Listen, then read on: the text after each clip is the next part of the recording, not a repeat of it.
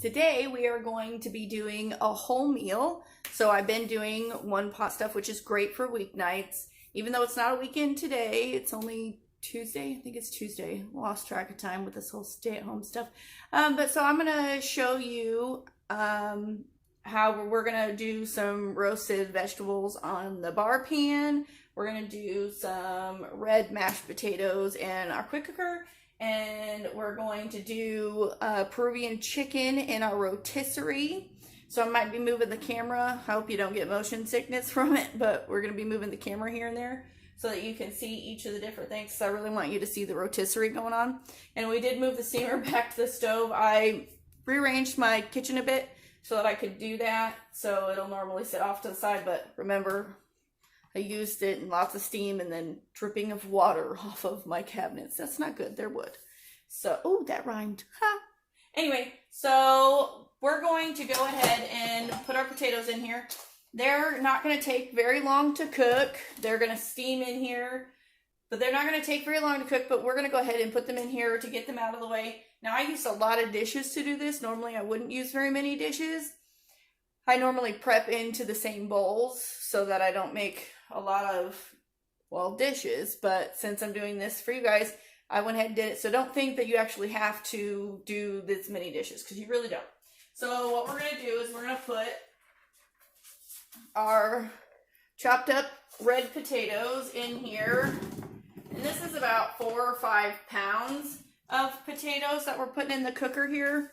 I know that's a lot of potatoes. It's going to make a lot of mashed potatoes. And no, my family can't eat that all at once, but it does make for great leftovers for the rest of the week. It usually lasts only a couple more days because, you know, I don't generally make lunch for them.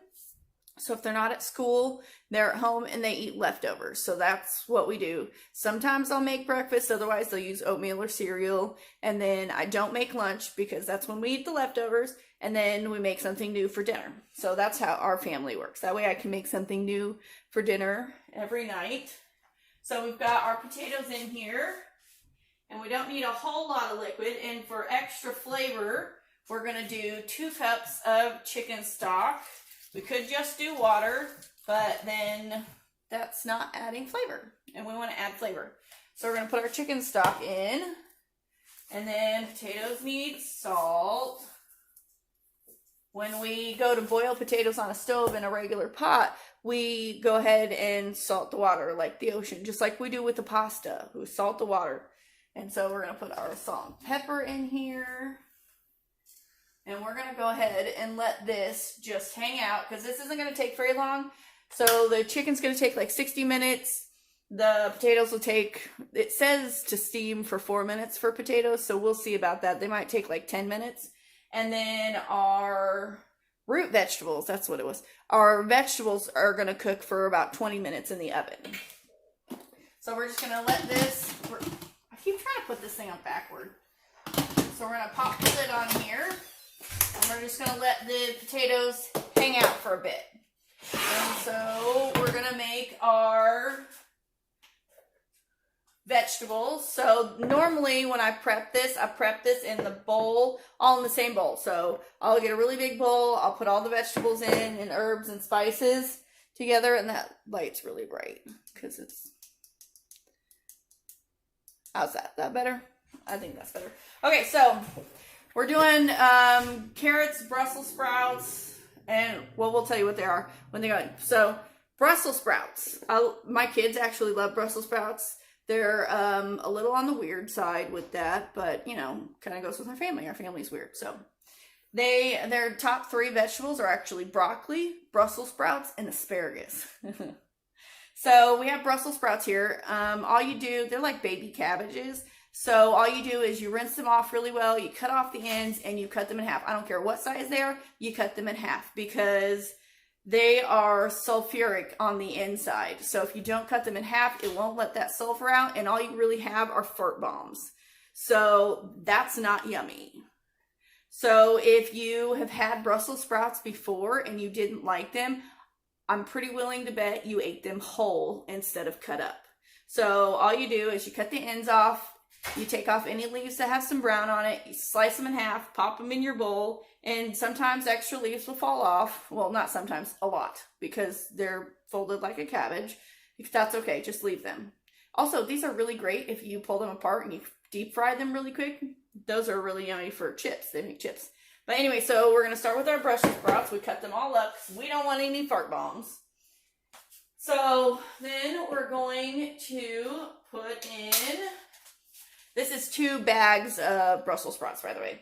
We're going to put in 2 bags of rainbow carrots. So you can see those. They're pretty. By the way, these yellow and white ones, if you cook them on a stove with butter, they soak up the butter flavor very well. But I love rainbow carrots, and normally I just peel them and cut them myself, but these days the stores are running out of everything, and so the only rainbow carrots they had were already peeled baby carrots, which, by the way, aren't actually baby carrots. That's just how they're cut, and that's what they call them. They're not really baby carrots. Okay, so we're in here. We're doing 3 different things, and I'm not used to talking to people while I cook, so. Okay, so we got our Brussels sprouts, our rainbow carrots. We're gonna put in, this is 4 cloves of chopped up garlic. We'll get that in there. This is a 1-pan plan for your vegetables. So if you just want 1-pan meal with this, you can do this same mixture and put chicken breast on top or pork on top, and cook it the same way. And the meat will cook right on top of it, and the juices from that meat will go down and season your vegetables even more. But for the moment, we're actually going to make my favorite vegetable blend for Brussels sprouts. So we have that, and then we have chunked up bell peppers. We want them larger because everything else is larger. And normally I will do a 1 yellow, 1 red, and 1 green because I like it to be very colorful. I used all the red and yellow already and haven't gone shopping again, so we're using just green. And then we have some red onion also chunked up. So we're just going to stick that in, and I may have more mixture than can actually fit in that pan. So that'll be fun. So we're also going to, let me make sure I get this right, so I don't want to mix ingredients for other stuff. So my son, the little one we saw on the s'mores thing, he actually used this. This is Pampered Chef's veggie stripper. And so you just close it, and whatever size the stick is for your veggie, or you're not veggie, it's not a veggie stripper, it's an herb stripper. You stick the stick through there and you pull it through and it'll pull the leaves off. So he did that with the thyme for me. And we have a teaspoon of that, so we're going to sprinkle that in here. Okay. So that's a really good one to have, because I don't know if you've ever done fresh thyme, but it is super hard to get those tiny little leaves off of there. So that is an amazing product for that aspect.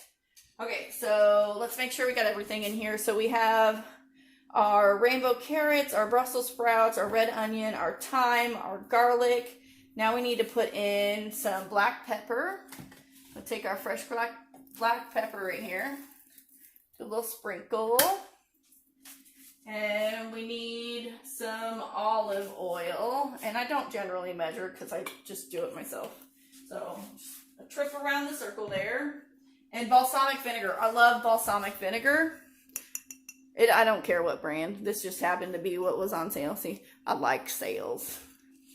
So we'll put a good amount of balsamic on there, and I ran out of this one, but that's okay because I pulled another one because I knew I was going to run out. I use balsamic a lot. Hamburgers, when you're making hamburgers, put a little bit of balsamic vinegar in there, and you're going to be very surprised at how good that is and how tender it actually makes it. So we're going to put some more in there. Make sure we have plenty. I love balsamic vinegar, and when we put it in the oven at a high heat, it's going to caramelize a bit. So we're going to bake it at 425. Okay, so we did the oil, the pepper. We're missing salt. Where did I put my salt down? Ah, here we go. Okay, so we need to salt our vegetables. So sprinkle salt. Alright. Nice and salted. So now we're going to take our spoon and we're just going to mix this. And we're not cooking this one first, true, but when we mix it and we go ahead and season it and mix it and let it sit for a little bit, it helps to marinate it. So that's what it's doing, it's marinating it. So we're going to give this a good stir and we're going to let it marinate. And also while we're stirring it, it's also breaking up the onions so they go a little farther in here.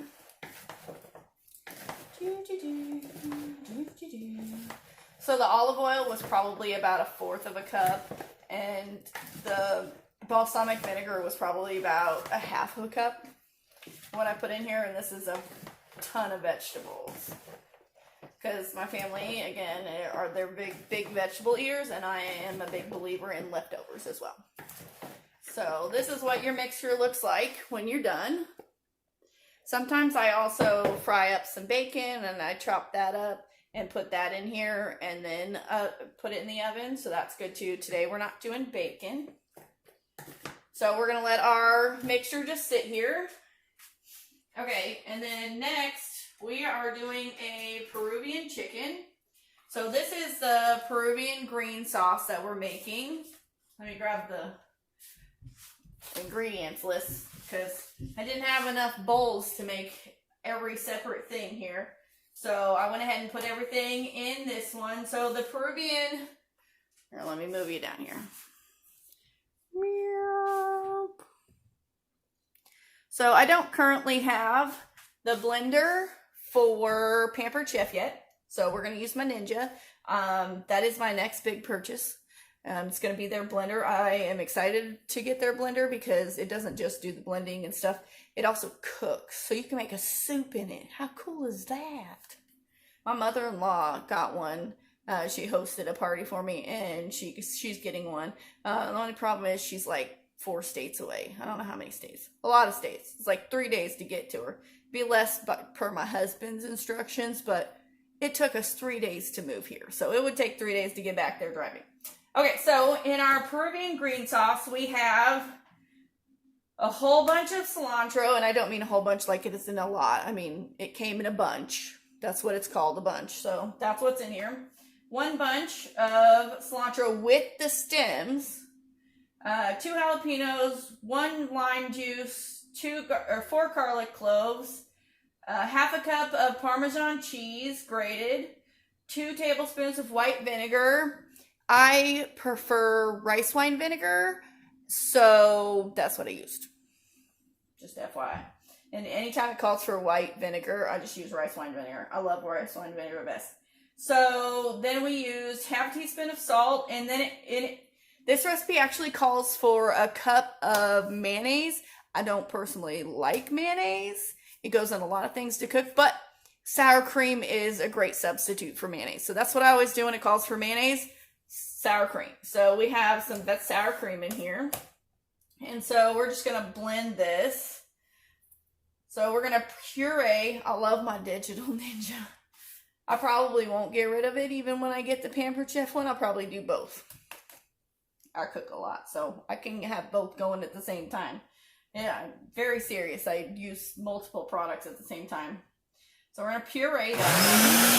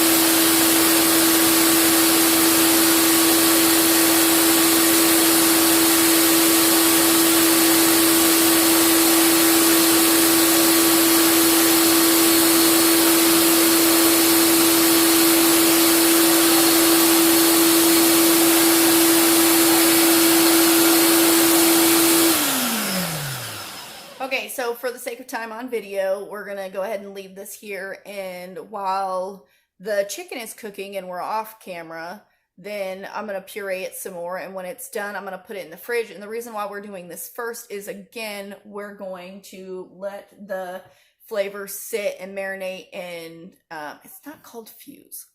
I have the weirdest words come in my head sometimes.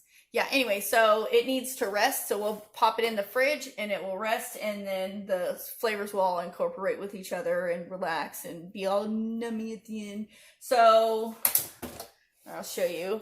We've got some cilantro chunks still through there, so we will puree that. And if you need more liquid, look how fun is that? It's got that hole for some more oil should we need some more oil, but we'll deal with that later. Right now, it's mixed together enough that it can start marinating in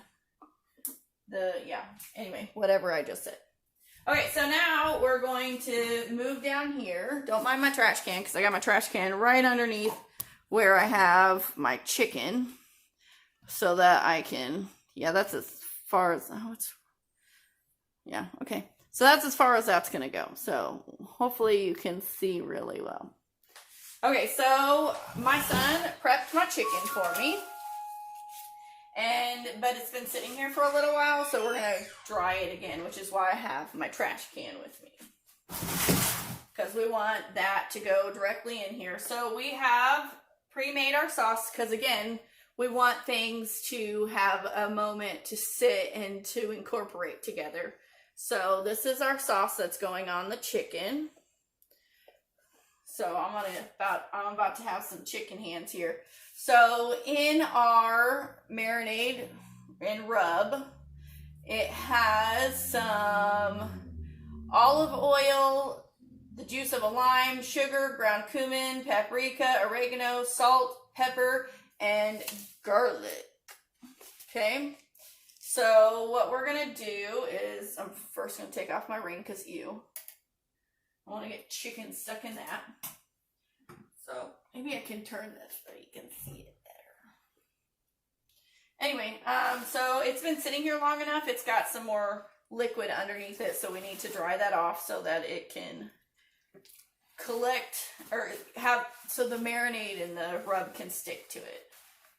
Okay, so we're just gonna make sure she's dried off, including the plate, because if your plate's wet and you set the chicken back down, chicken's just gonna get wet again. All right, so what we're gonna do is we're gonna get a little bit intimate with this bird here, because if you just put your rub on the outside, it's gonna make the skin taste great, sure, but it might not penetrate down into your meat, and your meat is what you want the flavor for. So it actually pulls apart really nicely. So we're just gonna stick our hands in here. It's the same thing you do with a turkey for Thanksgiving. If you don't do that with your turkey for Thanksgiving, do. And it makes for a great tender bird too for Thanksgiving. Even if you don't put the seasonings in underneath the skin, if you just put butter under it, that would be fantastic. So you can get my hand all the way up in there. Yep, we're getting a little familiar with the chicken here. So I'm going to go down through the legs as well, because I want it down in the legs. Okay. Which is why we took our ring off, because we don't want to get bird juices stuck under our ring, especially since I have stuff on my rings. I lost a bunch of weight, so instead of getting my ring resized every time I lose a chunk of weight, which I am doing purposely, by the way, so I'm not sick, I'm just purposely doing it, I don't want to have to keep paying for it. So there's actually these cool rings you can buy off of Amazon. They're like rubber plastic. I think they're rubber. But you can buy them off of Amazon for really cheap. And you just wrap them around the back of your ring, and it makes it tighter on your finger. So I thought that was pretty awesome to find out. So we're just doing this on the chicken breast now. It's a whole chunk of fat here. We're just going to rip that right off and toss it in the garbage. All right. So now we have our chicken all nummified. So I'm going to just stir with my hand a bit and then to reincorporate, because it's got oil in it, so it will separate. So we're going to take a chunk and we're going to stuff it up under the skin here. We're just going to get it all up in there and under the leg and on the other side. So when it's cooking, it will also penetrate down into the meat as well, because, well, we want it on the meat too. So get down in there. And we're going to flip her back over again. And, oh, it's this side of the chicken. I'm working real hard to make sure the chicken stays on the plate. I probably should have put it on something bigger so I wouldn't have that much of a problem. Usually I put it on a cookie sheet, but my son actually did this and I wasn't paying that much attention. I was busy prepping everything else. So, just get that down in there. Okay, and with the rest, we're going to go ahead and put it on our skin. Rub it in. Just gonna massage the bird. Get it all in it, all of its nooks and crannies. I'm having issues figuring out where to put this down because it's got chicken on it. So I'm gonna come over to my kitchen, or I'm in the kitchen. My sink real quick. Okay.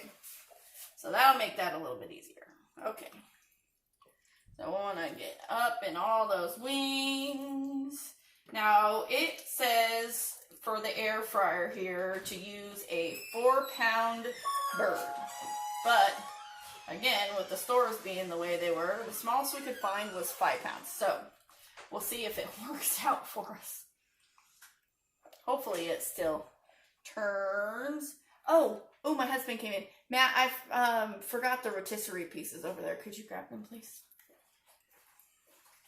Yay, husband for the safety.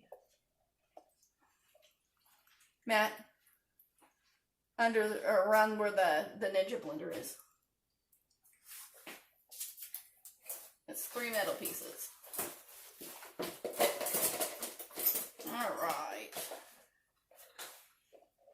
Rest of that out there. Thank you. Can you take it apart, please? All right, so our bird is nice and marinated, so I'm going to have to sanitize this counter when I'm done. Okay, so I have 3 pieces of kitchen twine. So I cut 3 pieces because we should only need 2, but just in case I cut 3. Okay, so what we're going to do, because we're trying to make the chicken all small, we're going to just tie it here, and I don't know how the professionals tie it, so I'm just going to tie it like a normal person. You know, that works too, right?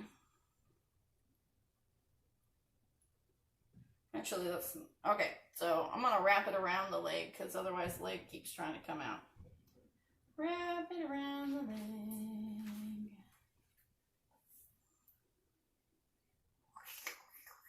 Okay, now we're going to tie it. There, now the leg's not trying to escape so much. There we go.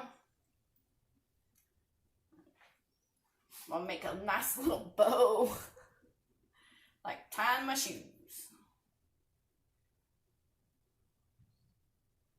Alright, and just like I do with my shoes, a double knot. Here we go. Now our chicken is all stuck together.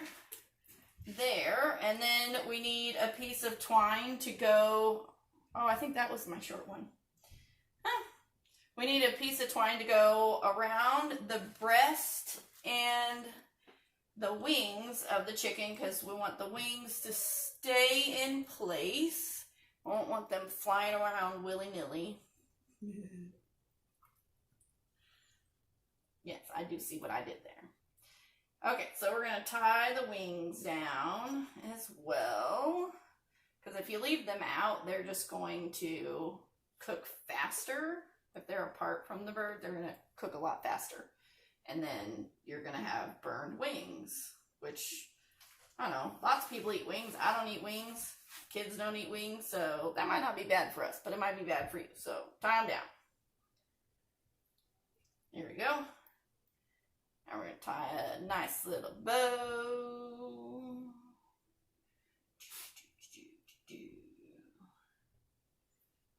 All right, and because we're trying to make sure that our chicken is as small as possible, because it's a pound larger. I don't know if a pound's going to make a difference, but it's a pound larger, so we're going to try to tie the legs some more. And this is my short one that I was supposed to do with the ends of the legs, so this is going to be a little difficult. Or our husband could be amazing and go cut us another one. It's in this drawer right here.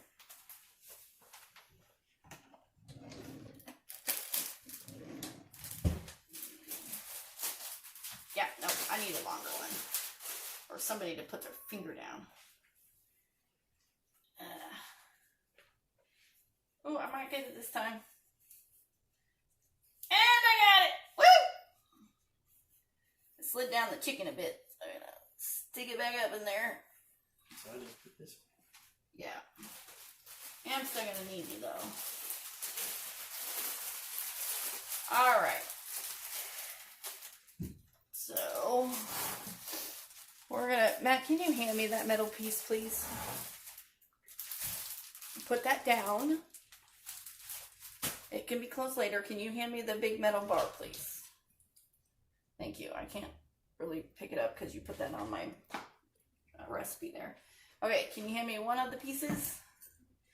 Whoop, up the chicken's butt. So we're gonna stick that down through the chicken. other way. And other way? Oh, it goes in. Oh, yeah. I am putting it on wrong. I gotta get it back off. There we go. Okay. Sharp pointy end into the chicken. Durr. Whoop. Okay. Let's stick that in the chicken. And then it has a screw. Righty tighty, lefty loosey. It's gotta go in further. Gotta go in further? What? What? This piece at the end of it has to stick out all the way. Oh.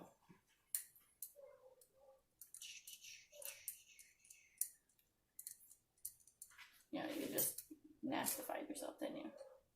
Okay, like that? All the way in? Okay, that's as far as it goes. That literally is as far as it goes. Yeah. It is, because it has a notch there. Alright, other stabby thing.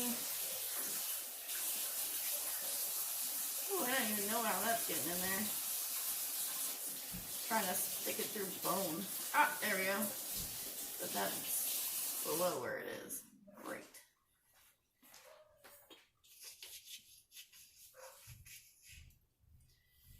First time using it, so it's definitely going to take a minute. Now that we've manhandled this chicken under control, let's get her in our rotisserie. Opening the door. Make sure you have your drip tray. I actually did that once where I cooked without it and made a mess, but it was actually really easy to clean up. This is even easier to wipe down. It just like wiped off. Oh, something I'm going to show you before I put the chicken in. This is a really cool feature that I obviously love. This thing has buttons. Has a button on each side so that you could take off. So you know when you wipe it out and then you get it in like the nooks and crannies. No nooks and crannies. Because you can wipe it off. How cool is that? So then you just put it in place, pull the button, pull the other button. Oh. This looks so much easier when I'm not on camera. And it snaps right back in. You can take the whole thing off. How cool is that? Somebody was thinking when they designed that. Okay, so this is going to be interesting and really fun because I have an interesting time getting it in there with the basket, and this is a little bit of a big chicken. So hopefully it still works. Fingers crossed, our chicken still works. If not, you know, we have an oven. Okay, so I'm going to stick our bird in here. Put it in the hole. Put it in that hole. Oh, wow. Oh, it totally went on really easy. Oh, I never get the basket in that easy. Probably because I'm not really using my hand usually. All right, so we're gonna pop that up and closed, and I'm gonna use my knuckle because it's not chickified. Okay, we're gonna turn our dial over here to the rotisserie, which is a little hard to do with your knuckle. And we're going to put our rotate on, and we're going to adjust our time. Nope. Now I have to, oh, right, we select. And then we adjust our time. So we're going to adjust our time up to 60 minutes. It might take us a little longer than 60 minutes, just simply because it's a larger bird. And then we're going to push start, and off we go. So we'll see what she looks like. In the middle, I'll show you. I'll turn it on and take the camera off the tripod and show you how she's looking. So, see you back in a bit. So our chicken has been cooking for about half the time, and here's what it looks like. She's looking really nice and beautiful. It's a little bit on the smoky side because every time our bird turns, it actually touches the burner up there. So I'm going to have to clean the burner off after this. But how cool is that? You can see it rotating. It's not so big that it doesn't still rotate. It's looking good. Okie, so our air fryer is done now. We're going to take a peek at it. Go ahead and cancel, turn it off. And oh my gosh, can you see that from there? I hope so, because it is looking yummy and the meat's pulling away from the bones, so we definitely know it's good. So we're just going to keep this closed, and since we're not using it anymore, we're going to go ahead and unplug it. So we're just going to let it sit here, and it's going to rest. So any meat you cook needs to rest. And so that way the juices can redistribute, because if you cut it right away, the juices are going to flow out everywhere. So we're going to let it rest and redistribute its own juices, okay? So we're going to go ahead and start our potatoes. It says that potatoes take 4 minutes to steam in here. Our issues with the steamer, I'm going to go with I don't really believe it. So, but we're going to try it and see how it works. So we're going to do the 4-minute potato steam. And then our oven is heating up to 425 degrees for roasting our vegetables. So we are going to move the dial to steam. And we are going to adjust the time. It says 4 minutes for potatoes. Oop, our oven's up to 10. So then we're going to push start. And we will see if that actually cooks it. If not, we will put it probably on the soup stock setting and actually pressure cook the thing. Okay, so now we're going to take our bar pan. We fully greased it very, very well.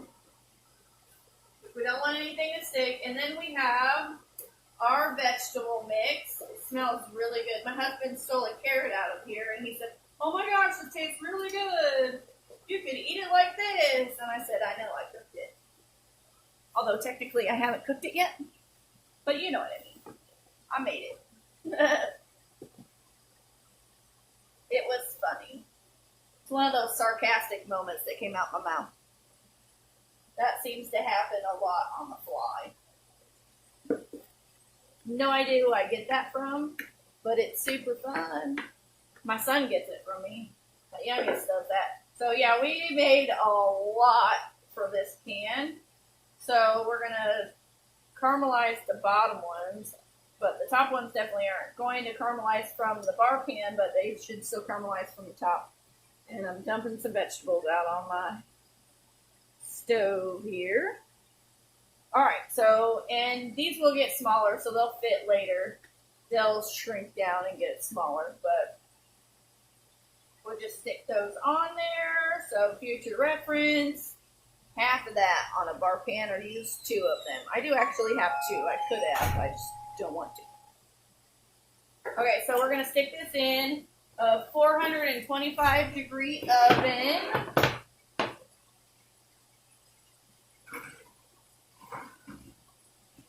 For 20 minutes. So we're going to set our timer for 20 minutes.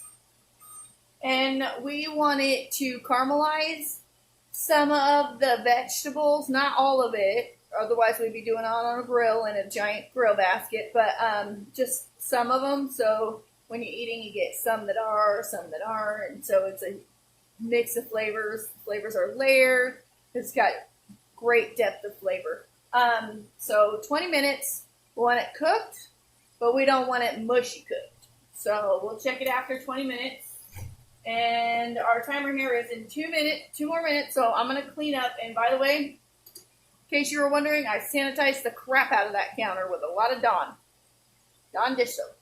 I sanitized the crap out of it. All that chicken. So I will see you back in a couple minutes for the potatoes. We'll see how the steaming for 4 minutes did. Okay, so the potato timer went off. We also got out our nice big serving platter. Stoneware, coated stoneware for putting the chicken on. And we have our little doohickey that picks it up, puts it on paper so we don't have to touch it. Also have our fork to test our potatoes. So we're going to hit cancel. We're going to release any steam, which of course we don't have steam again. And we're going to open her up. And yeah, nothing. I got nada. Got nada. Okay. I figured that was going to happen, and we're going to need more time. That's okay. I don't know what's up with their steaming thing. I will probably have to go on a forum and actually read that. So we're actually going to go all the way over to our stock, and we're going to use that one, and we're going to adjust the time down to 15 minutes because I don't think it's going to take 30 minutes. So we're going to go with 15. That'll put us at about the same time as the vegetables are done. So, yeah, because it has to heat up. Does its whirly heat up. And then by the time it's done cooking, it'll be done same time as the vegetables. So those can rest and relax while we mushy these up into mashed potatoes. Okay, so our oven went off. So we're going to check on our vegetables. And I messed up the pot. I accidentally left the steamer open, so I gotta redo the potatoes now.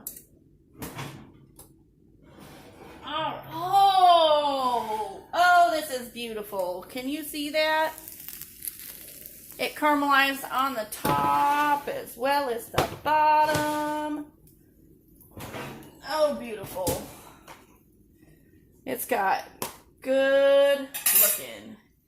And the carrots are definitely done. You can see that. That is going to be yummy. So I'm going to give this a quick stir because I messed up with my quick cooker because it's a press in button and then you have to press it again to close the steamer again. And I forgot to press it the second time to close the steamer from last time. So it didn't build the steam. And I went outside to hang out with my husband. So I didn't realize that it was throwing steam out of the pot. So I have to redo that. So we're going to turn the oven off.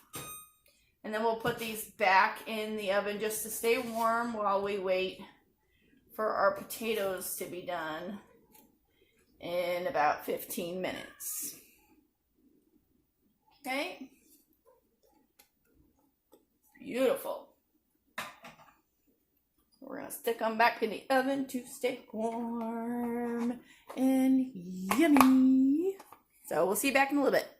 Right, so our little beeper went off, so we're going to let loose our air and see what we got here. It already smells like mashed potatoes. I'm going to help it out by pushing that down too. Double time! Just don't stick your hand over it. That wouldn't be good.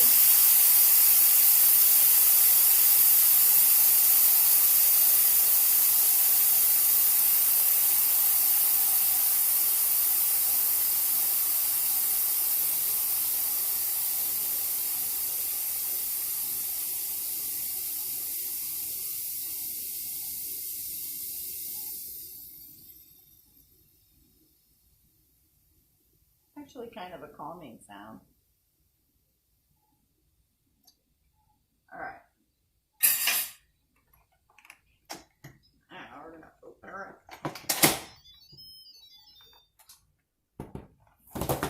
Check it out. All right, so we're gonna pick up the biggest potato, and yep, it is done. The fork went through very nicely, so I am going to use my handy dandy gloves. And I'm actually going to take this out and I'm going to drain the excess broth off of it because we don't want runny potatoes, we want creamy potatoes. But we can keep the broth as well since it was chicken broth.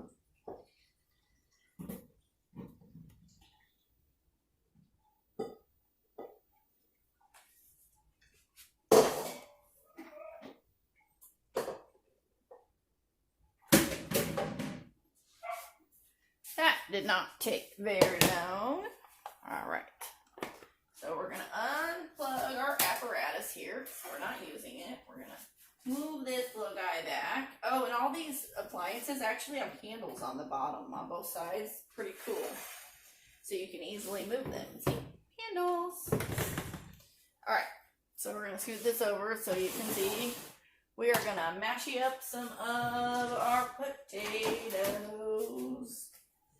So we're gonna grab out some butter and some milk and some sour cream, because I love sour cream.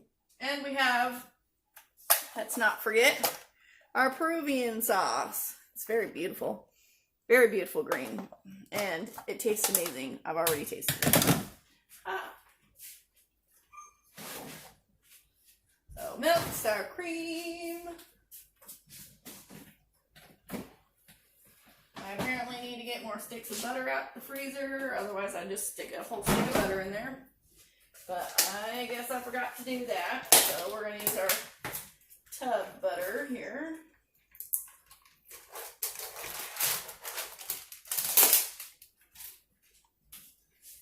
Take a nice chunk out of that. Pop that in there.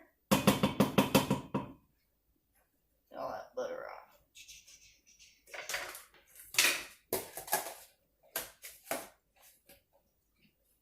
Alright, we're going to stick that down in there so it can start melting. Okay. And we already put salt and pepper in it, so we shouldn't have to put more in, but we'll have to taste and make sure. And I like putting sour cream or even cream cheese in. Just makes it a little bit more luxurious.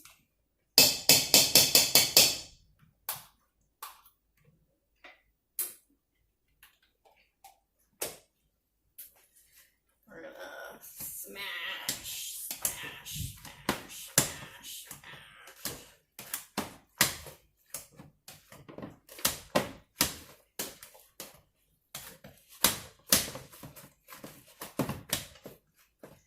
And we drained some of that chicken broth off, or most of the chicken broth off. It had maybe half a cup left, maybe a little less, so we can have space for milk.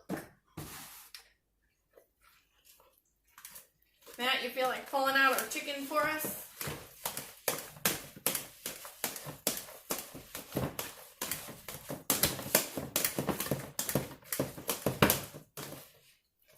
Here he comes. He's doing it.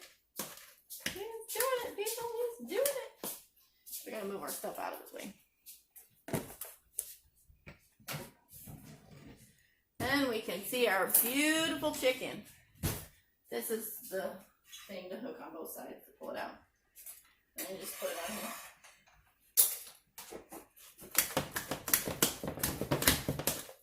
Alright, so we're going to use our clean fork here to see what the seasoning is like on here.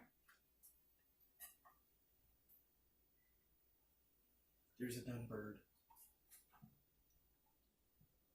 Use a little more salt and pepper. And check out this bird. So the seasonings we put on it made a bit of a blackened chicken. It's not burnt, I promise. That's a blackened chicken because we used Peruvian spices. So cumin, paprika, those are all considered blackening spices. So we're going to add a little more salt and pepper. Always taste your food so you know. I know I said a little and that was a lot. So that was a lie. I needed a lot more. Also want it to be a little bit more creamy, so we're going to put a little more milk in here.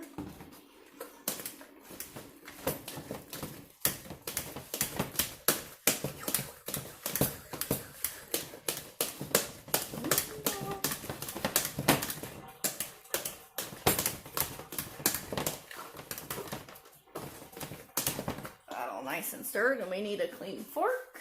And we're tripping over a cat. So let's check that out.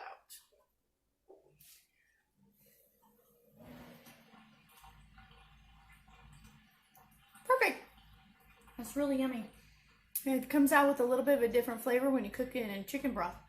Very good. All right, so